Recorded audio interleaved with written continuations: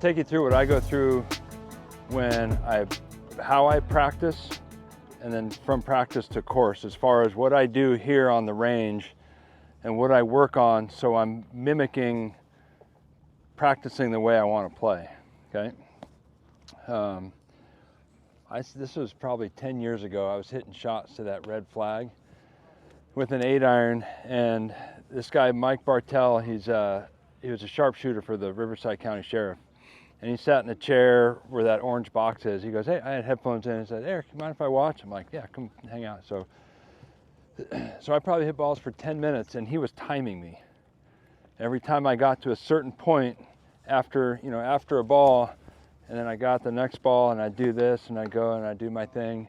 And he said for 10 minutes, in between 6 and 7 seconds, every time is when I pulled the trigger. So, and I didn't even know. I wasn't even working. I was just hitting shots. When would he hit start?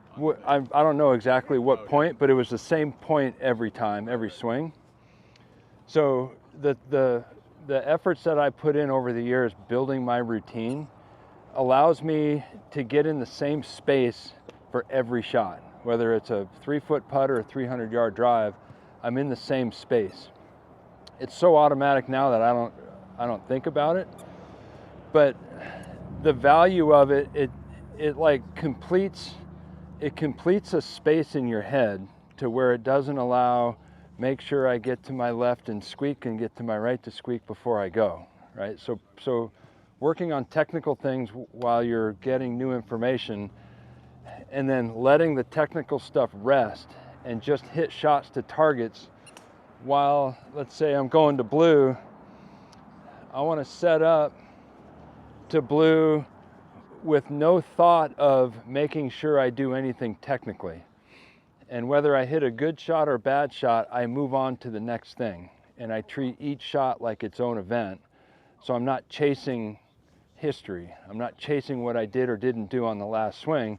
If I go to blue, then I'd go to red, and then I'd go to yellow, and I'd bounce through my bag. I'd hit driver, then a wedge, driver, then an 8-iron, 3-wood, then a 7-iron. So I'd hit a T-ball, then a second shot, just going through doing one thing at a time. So aiming wise, I got Marcus's 8-iron, and I don't know what the distance is there. Let's call it a 140-yard shot. Wind's coming from the right. Building a picture of a shot, I'm allowing for my senses to be alive with what this shot needs, right? Speed-wise, flight-wise, spin-wise. And all of the environmental cues get chipped off one at a time, and then this picture gets created of what has to happen. And right now with this club, I'm feeling, like Andrew and I were talking, a little hold shot with an 8-iron, and I always see a lot of my shots being straight. And Brendan and I have talked about this in the past at Journey. He goes, "Hey, that was your nice little draw." And I said, actually, it was a dead straight ball, but the wind was coming from the right, and it appeared to be a draw. So I like to work my golf ball off of straight and allowing the conditions to move it. So if I'm looking at this blue flag, I look at something just a hair right of it, and I look for the safe spot on the green. And when I set up, for me, my routine is I'm always using my right hand to aim my club face and get comfortable. And then I come in with my left, and then I take my setup, and my feet are just dancing around until I get comfortable.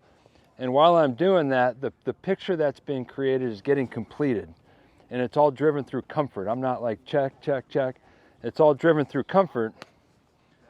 So when I get in here and my body's just finding like a dog doing circles in his bed.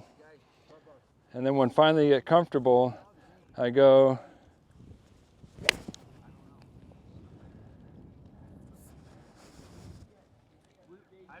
I love these irons. I might go to regular shaft. These are easy to hit. So if I go again, I look at it. I know all the information. I'm getting set up. I'm comfortable. My picture. My body goes, I get a little bump into my left.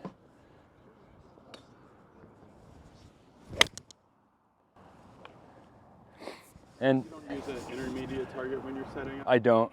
Let's use this tee. Now, that's illegal to do that during a round of golf, but when I am playing a round of golf, I try to pick out a spot, whether it be an old tee or a piece of dirt or a divot or some grass, something that's readily identifiable. And I try to draw a line from that spot back through the ball. No, I've tried that, and I know people have success with it. For me, that would, for my senses, that's like driving your car staring at your hood ornament, right?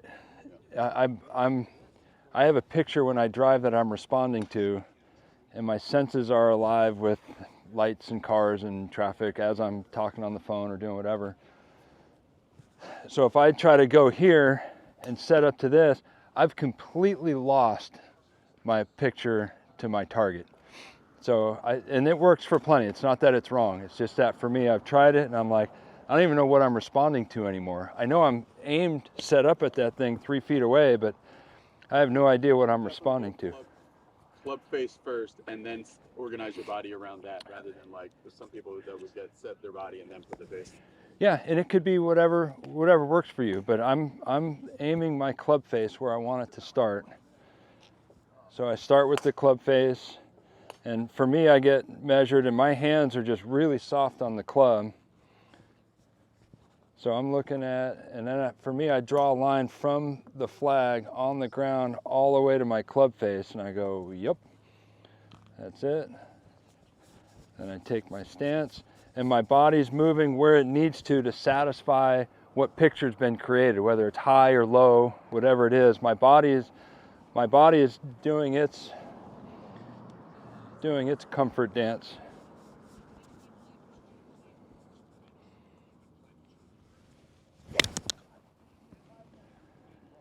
And it's like when I practice that. So when I play, that's where I go. Because I practice all the time. I see so many players just sit here and practice golf swing, technical, get this, get that, and that's all they do when they come to the range. And then they go out and try to play. Where are you going to play from? Technical mind.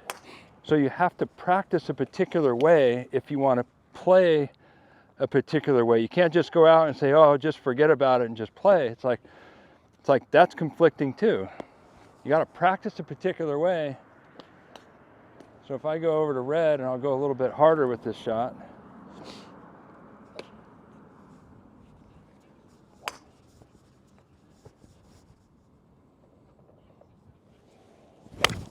Oh. And so right there, I lose my picture, and I'm thinking about going a little harder with this shot. Threw my timing completely off. It went Ernie, Els, Wayne, right? So I know that, so then I go, all right, dude, tighten it up. And I get more immersed in my picture of what my intention is. So I look back out there. Hitting it hard is already included. I don't have to give it extra effort to hit it hard. I know that's the shot I'm trying to hit.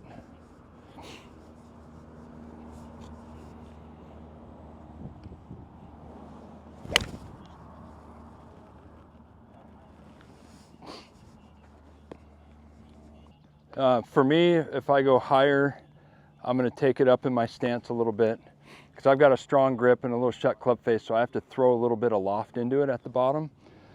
So I'll put it up in the stance, and I'll stay behind it a little bit more, so I'm not moving into it quite this way and covering it with my chest. I'm staying behind it, and I'm holding these angles until it's time, and I can throw loft into it and hit it high.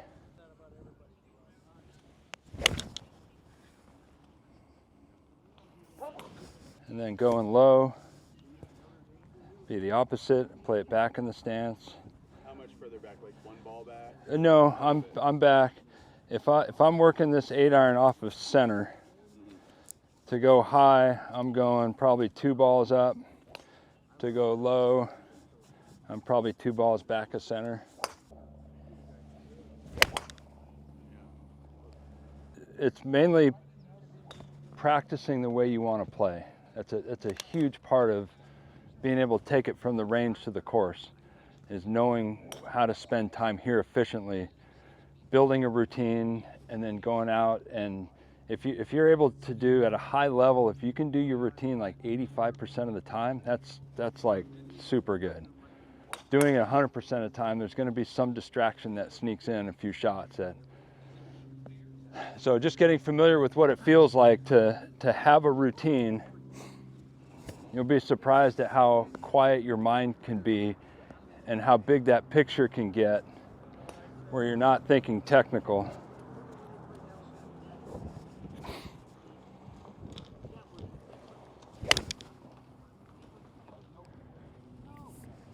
And I'd go back to working on technical. If it's the squeak, whatever the weight is, whatever you guys are working on individually, I'd go back and I'd just be all technical, trying to get certain feels. And even with that though, I do a lot of technical training just with rehearsing it, not so much with performing with it. Because the body's always going to try to seek what it's comfortable doing. So if I try to get new technical things and perform with it, it's like it's a big tangle. So it's just doing a lot of like slow motion rehearsals, getting the body to recognize different patterns.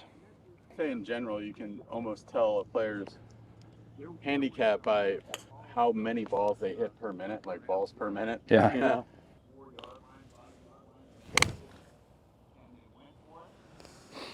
Ever play in different shot shapes? Oh, sure. Yeah. I mean, most of the time I'll see things straight, but if a whole location needs, if I can get there with it coming in from the right or from the left, then sure, I'll play it. How would you change your setups for that? Just going, if I'm going to blue and I want to hit a little fade, I'll obviously aim a little bit left, and I'll rehearse a pattern that's coming from the outside, and then I'll release it, but I'm feeling my left side, like Andrew and I were talking, getting the left side to hold this space and then finish a little bit higher. So again, I'll go through seeing it, allowing my body to absorb the feels, and then setting up. I'll set up left until I'm, my feet are just moving until I feel comfortable with where everything needs to be. And I'll just feel myself working across this way. And then going the other way, I'll rehearse my hands, releasing the club face more. Just gently.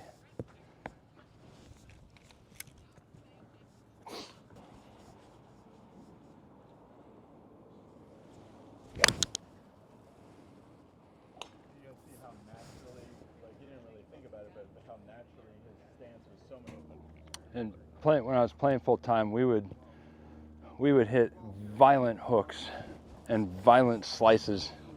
In the second year I won Long Beach on hole 7 to par 5, I hit my tee shot way right, and I'm down there in these big eucalyptus trees and big oak trees, and I'm like, what the hell do I do? And I saw this window way up here, but I had to start it way left, and I'm like, oh, we were just working on this shot like 10 days ago. And if it had stayed straight, you'd be OB. I'd be through the fairway into those other trees. Yeah. So I was able to look at it, and I'm sitting there with my caddy. My daughter was watching, and just like looking around, like what the hell do I do from here? And then I look up, I'm like, oh, I see it. I'm looking up, and I go, Ed, you see it? We were just hitting this shot, and he was my caddy. He's like, yeah, I see it, you got it. I'm like, okay, I'm looking up, I'm looking down, where's my start line? I'm looking up.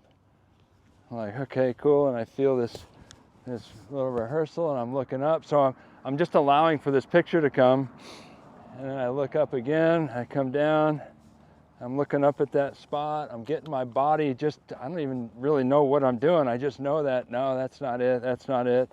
And as I get in here, and I'm looking up, and then I go, and I hit this big high fade slice out of the trees. I'm like, that was fun. So, but I work on it. I hit all these different crazy shots when I practice.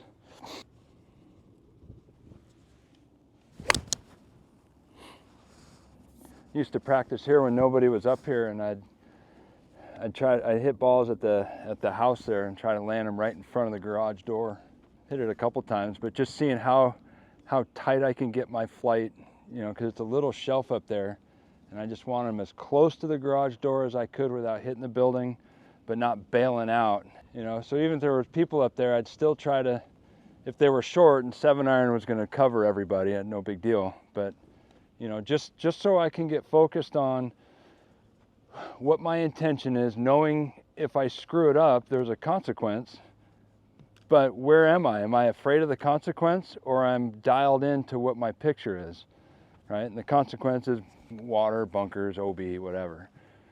You know, so I'd really make my intention that much bigger, and then I commit to it, and I go without going, okay, don't hit the people. Don't hit it OB.